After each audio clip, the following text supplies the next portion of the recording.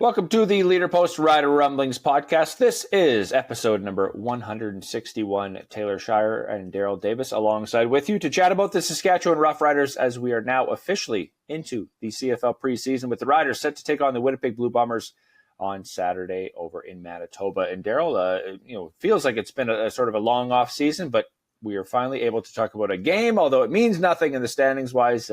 Football is sort of officially back in the province. Yeah, we get to see a lot of the Saskatchewan Roughriders and Winnipeg Blue Bombers because the schedule is really strange this year that the Roughriders play back-to-back preseason games against Winnipeg and then meet them 3 times in the regular season.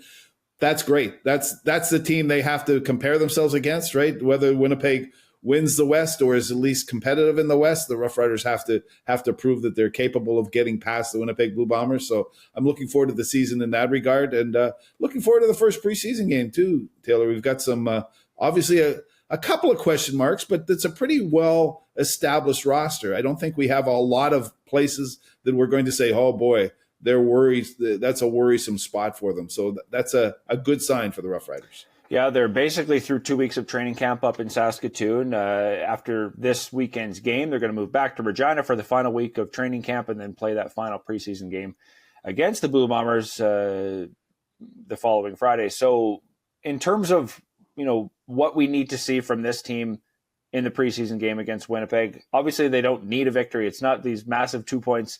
What do you need to see from this team in this first preseason game, which typically we don't see a lot of starters. We don't see a lot of the veterans. It's more of the rookies, especially on the road. The rookies trying to showcase what they have. And I don't know what Winnipeg's going to do yet, but what do you need to see from Saskatchewan? Yeah, it is a different philosophy, isn't it, for road games and home games, especially when the Riders play their second game at home. Then you'll probably see their starters a little bit more. I can't imagine them playing them very much at all. They want to find out, how's backup quarterback Jake Maier? What about Tommy Stevens? Can he run the offense, right?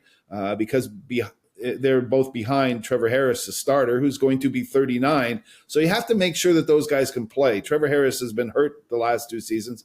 So they have to check out those guys. And we're always watching quarterbacks. I keep thinking it might be the deepest quarterback room in the league, Taylor, when you think about 2 and 3, Tommy Stevens, an unstoppable force. And Jake Maier has started 45 games, CFL games for the Calgary Stampeders before joining the Roughriders. So those are the things that everybody watches, right? The fans and the media and the players, and because it's the easiest one to pay attention to. But there might be some juggling on that offensive line too. Losing Sean McEwen, their free agent center in training camp. It looks like Philippe Gagnon, one of the other free agent acquisitions, it might be injured. So how are they going to juggle that offensive line? So I think we might see a bit of that starting unit together as they try to figure out who's going to play guard, who's going to play center, and do they really want to go with 3 offensive linemen from the United States, from 3 Americans, which would change their ratio a little bit. So those are the 2 main things I'll be watching for in the preseason game, Taylor. Yeah, and after cutting Noah Zare, they've brought him back along the offensive line, and I think that speaks to the level of injury. I think specifically to Sean McEwen, where they need another Canadian back in the room. I don't necessarily think Zare is going to be a starter, but he'll definitely be a depth guy that will probably stick around based on the extent of the injury. And we talked about it last week or a couple weeks ago on the sort of reintroduction of the Rider Rumblings podcast for this season, but the depth that they have at offensive line is impressive. So when you have a couple of injuries, it's not that big of a deal. When you start to get to 6, 7, 8 injuries like they had last year, then it turns into be a big deal. But they've addressed that this offseason by bringing in a number of guys, and you lose your all-star center, and sure, it's a drop-off, but you do have guys in-house who can easily fill that void. They can't necessarily play up to what McEwen is capable of playing at, but they can fill that void.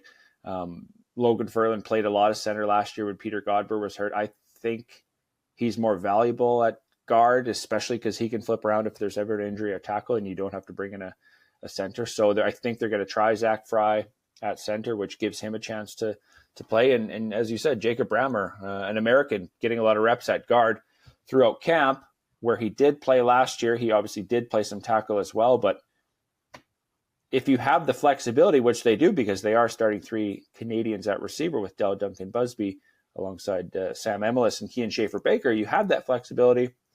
You could also flip that and easily plug in a guy like Zare or a couple of younger guys who who have looked good at camp in making some headlines. So they have options, and I think that's the best case scenario for this team when you're dealing with injuries. When you lose this all-star center, you're left with no options. They have a ton of options, and I think that sort of leaves them in a good spot. They've almost prepared for this, in a sense.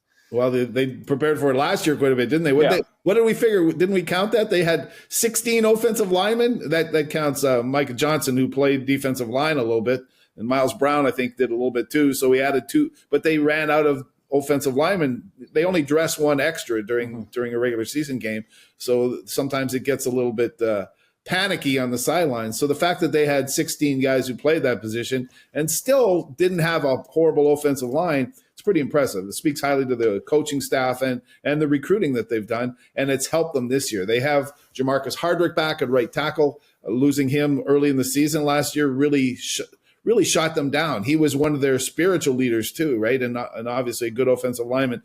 But it allowed them to find guys like Brammer and make sure that Trevion Tate can play. They had Trevor Reed starting at left tackle, played the whole season, then gets hurt at the end of the year, goes down to Minnesota's camp in the NFL and gets released on an injury release. So we asked Jeremy O'Day, the general manager, earlier this offseason if Reed might come back, and it doesn't sound like it. He might be too seriously injured to come back, which is sad for him because what a great player he is and was last season. But they have been able to find other guys there. So I know it's not always the most glamorous position, but it's maybe one of the most important positions. And as you and I sit and ponder what they're going to do, they're doing the same thing, right? Where are we going to play this guy? Logan Furling could be one of the best centers in the league, but is he more valuable at guard? Can you use him at tackle? Yes, you can.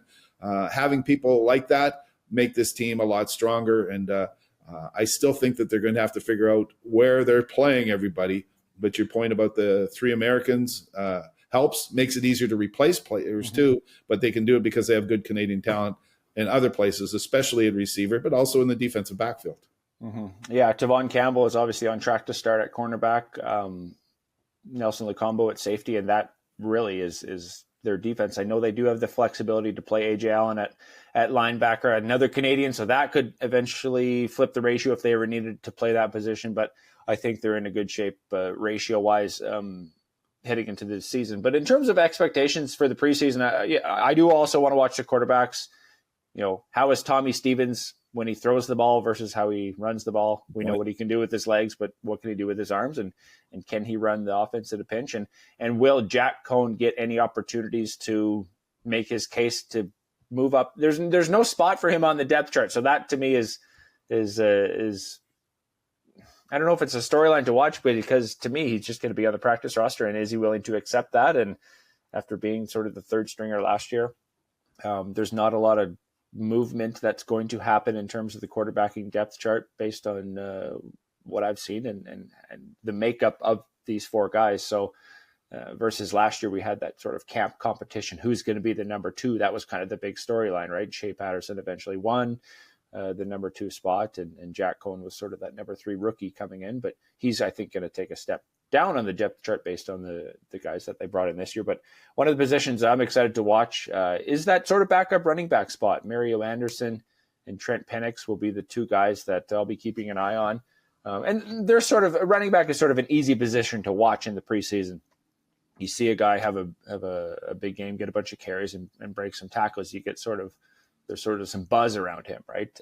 So those are 2 guys I'm going to watch, because one of those guys to me is going to be cut, and one of those guys is probably going to make the practice roster. Again, they don't usually dress 2 Canadian running backs, but you do need that backup running back to fill that void.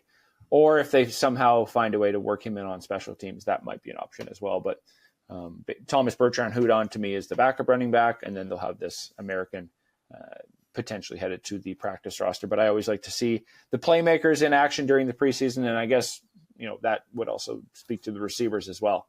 Yeah, we probably aren't going to see starting tailback AJ Oled very much in the preseason. Yeah. The smaller, lighter version of him, and he told me he's still a power back, you know that he'll generate a lot of power from his new shape. He's smaller and lighter, but he can still run. But you're right. I don't think we're going to see him much. And why would you take a risk with your high-priced starting tailback who got hurt last season? I think you're just going to let him rest most of the way through the preseason. You know what you've got in him, and hopefully he performs the way he expects to this season. Yeah, and again, leading to the playmakers, there's a few receivers to keep an eye on. But again, I think my second storyline to watch is the return game. How much will Mario Alford play? They know what they have in him.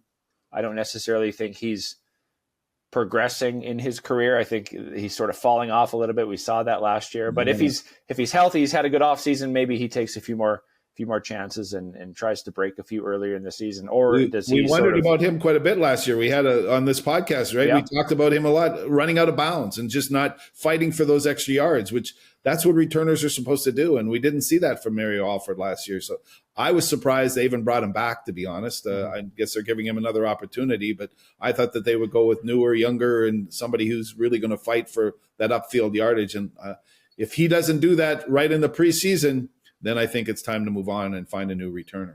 Yeah, and I was going to say, I don't know how many opportunities he's going to get to return the ball. Maybe he does, maybe he doesn't, but I think they will try new guys. I think Dante Myers will get an opportunity to return a few kicks. There's a few other guys, but that to me is the second storyline to watch, because I think that spot is up for grabs. If somebody has an impressive preseason and they've had a good camp, well, then they're going to be the primary returner who can also potentially be used on offense. And I know Dante Myers might not start based on potentially Sean Bain coming back, so he might not be a starter long-term. I don't know the update on Sean Bain Jr. I don't think one has been provided in terms of his recovery, so how long is he going to be out? But Dante Myers would be sort of that second American, in my opinion, to start alongside Keyshawn Johnson in the receiving core. So do you have a starting receiver also being your primary returner? Probably not, but potentially I think you could do that. Yeah, you want to rest those guys quite often, right? And that's why most teams have a returner who's a backup somewhere else in the offense or the defense. So that might be the best way. Dante Myers is having a good camp though, right? So maybe he earns that starting spot and that plays him right out of being the main returner. You mentioned Sean Bain Jr. He's put him on the veterans injury list, so that means they're waiting for him, and hopefully he's okay. Can he return to the speed and the proficiency that he showed a couple of years ago? That's a question mark too. So that receiving core is solid with its Canadians. I know that everybody's high on Keyshawn Johnson and Dante Myers. I still think they're going to be pushed, right? Robustelli's back. Joe Robustelli, who was here last year, having a pretty decent camp. So maybe there might be some changes on that, and maybe that's how they can platoon them, right?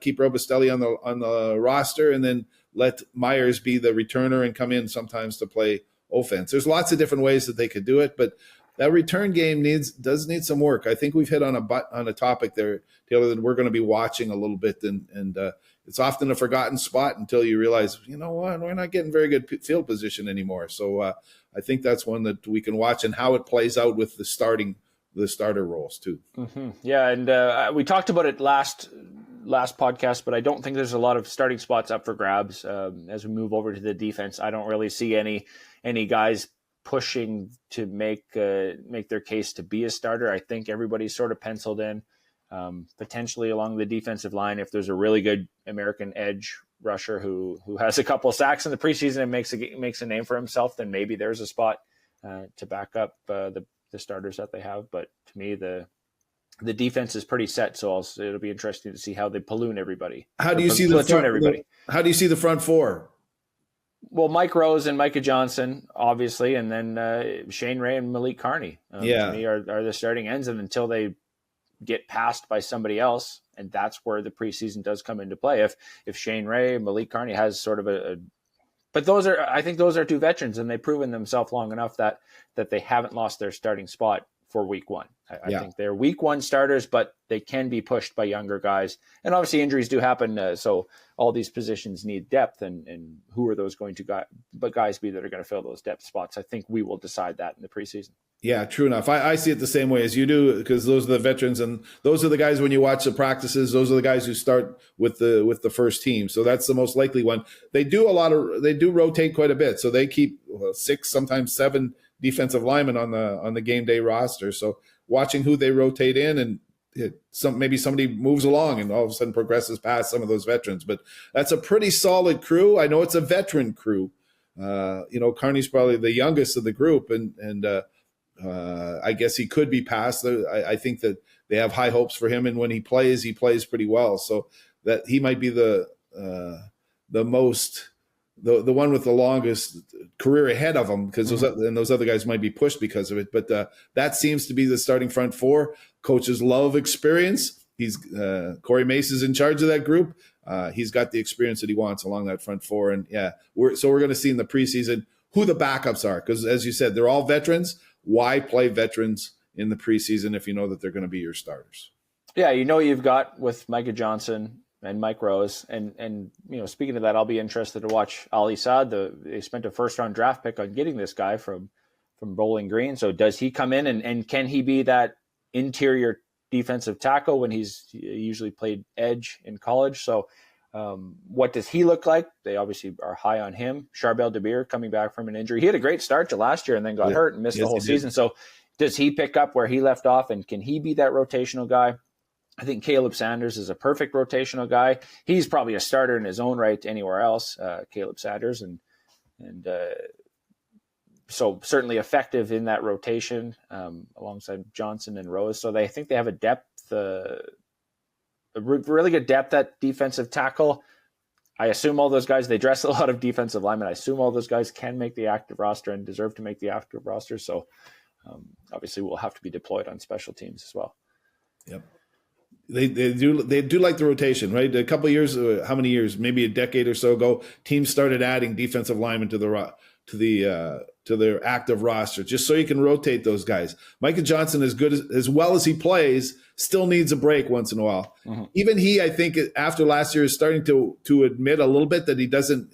I remember before the start of last year, I don't want to miss a play, he said. But as the season wore on, you could see that he wasn't angry about being rotated in. He still played the majority of the snaps, and what a great season he had for how old is he and how many years has he been around.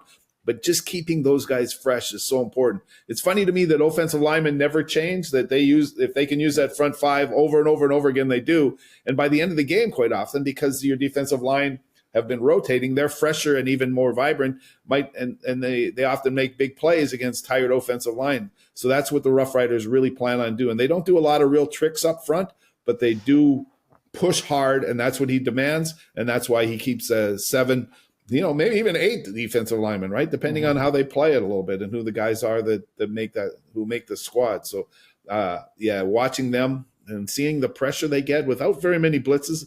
Teams don't blitz very often in the preseason either. So not that Corey Mace blitzes a whole lot anyway. Let's just see the pressure that they can put on. And I want to see Ali Saad as well. You're right. He played a 3-man edge on a 3-man front at Bowling Green. Can he play inside? He's built like an inside lineman. So, but they seem to think that he can do both. And if he can, he could have a future in this league. Yeah, lots to watch for as the Riders take on the Bombers on Saturday at 2:00. And the game is on CFL Plus, I believe. I don't think it's on TSN. So we'll have to stream it and watch it and enjoy it and analyze it after, because like you said, there's lots of storylines to watch. So that's the Riders' first preseason game. There's already been one preseason game in the CFL. So let's go around the CFL a little bit, specifically in the West Division. Calgary beat BC in the first preseason game. A lot of starters didn't play over there as well, but we did see PJ Walker, I guess, make his CFL debut, and the former NFLer helped Calgary, I guess, get the win. I didn't watch much of the game, but it wasn't overly riveting. No, and the reports come out, it was a pretty boring game, which preseason games can be. You have to understand that they serve more of a purpose than they're for the players to put themselves on video so that the coaches can see them and the coaches get to go analyze them. So they don't care how boring it is. They just want to earn their stripes, I guess. And the fact that it was on Vancouver Island, the second game in 2 years, like they played a regular season game on the island last year, doing it there. Amor Doman, the BC Lions owner, wants to make sure that the Vancouver Island residents are part of the BC Lions, because they are the BC Lions. They're not the Vancouver Lions. It's like Saskatchewan. They draw from all over, and that's what Doman wants to do with his Lions. He brings people in from the Kamloops, Kelowna, Vernon. He's providing buses and different ways to get people in. The BC Lions are one of the hotter teams in the league in terms of interest, right? Because Rourke have Canadian quarterback, so the way they're spreading their roots around, that's a great thing. The fact they lost, well, it's a preseason game, and we'll see how they do in the regular season. I think they're a pretty competitive team. I would say that they're, if Rourke plays as well as he should be able to play quarterback, they're the third place team in the West at the moment, right? If you're asking, I think Saskatchewan's the best team. I think Winnipeg still is probably number 2, and I think the BC Lions will be number 3. And meanwhile, the Alberta teams will be trying to improve, but still need some work. Yeah, I agree with that. Saskatchewan, this is their division this year, but saying that they still need to go and beat Winnipeg. They need to go through Winnipeg in order to claim the top spot. So it's Winnipeg's division right now, I guess I'll say, until Saskatchewan goes through Winnipeg, is able to beat Winnipeg in Winnipeg, which I think would be a big accomplishment to go in there in the Boundary Bowl and beat them. And then we'll see how the playoffs shake out. But I think they'll have to go through them at some point in the playoffs in order to get to that Grey Cup game where they obviously want to be. And remember, Winnipeg starts its first game without quarterback Zach Collaros because he doesn't answer emails or texts. So he didn't do his CCES anti-doping test. Didn't answer the testers. That's such a funny reason, isn't it, Taylor? That do you have all your texts up to date and your emails? Do you answer them all? I do, yep. But if there's an unknown caller, I don't know if I'm going to be answering it. Yeah, but you check your message after, though, right? I'll check my message out. So yeah, that's funny. Zach Collaros had a bit of a point, though. He was in the Taylor Swift stuff, right? Because he and Collaros and the Kelceys are good friends, right? They go back to college days, and with Travis Kelce dating Taylor Swift, he was caught in the middle of that, and he said he was getting phone calls galore, so he wasn't answering his calls as much. So it's a believable excuse, but you still, when you're a pro athlete, there has to be a way for them to reach you, and you better be responsible enough to answer their calls. Yeah. Interesting storyline, something to watch for sure. But I'm going to go back to the West Division, and obviously, BC and Calgary. That to me is a great, not the preseason, but that's going to be a great storyline when they play Vernon Adams against the team that sort of let him go and traded him away. He's obviously going to be out to prove himself against his former team. Will Nathan Rourke be the quarterback that he was in 2022 before heading to the NFL? And in Edmonton, Trey Ford. This is his team, his chance to start. I think they're going to make some noise this year. And if they don't, they have a pretty good backup in Cody Fajardo, who can easily be a starter in his own right. So I think there's lots to watch. I think Saskatchewan and Winnipeg will be the teams to beat this year, with those other 3 battling for that third and final playoff spot. When's the last time we picked Saskatchewan to be first in the West? Really? I can't remember. Maybe 13. Who knows?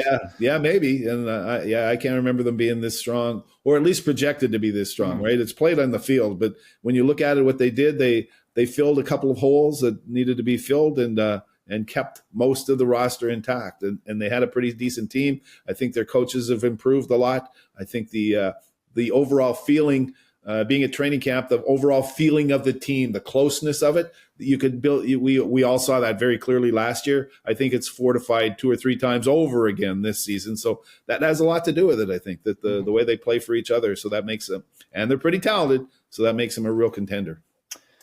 All right, that does it for episode number 161 of the Rider Rumblings podcast. Darrell, thanks as always for joining, and enjoy the preseason game on Saturday. See you at Mosaic.